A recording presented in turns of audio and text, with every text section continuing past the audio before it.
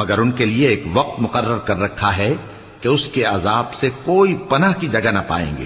اور یہ بستیاں جو ویران پڑی ہیں، جب انہوں نے کفر کر کے ظلم کیا تو ہم نے ان کو تباہ کر دیا، اور ان کی تباہی کے لیے ایک وقت مقرر کر دیا تھا۔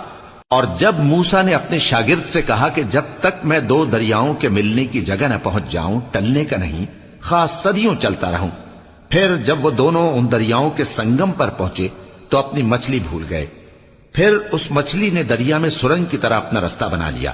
جب آگے چلے تو موسیٰ نے اپنے شاگرد سے کہا کہ ہمارا کھانا لاؤ، اس سفر سے ہم کو بہت تکان ہو گئی ہے۔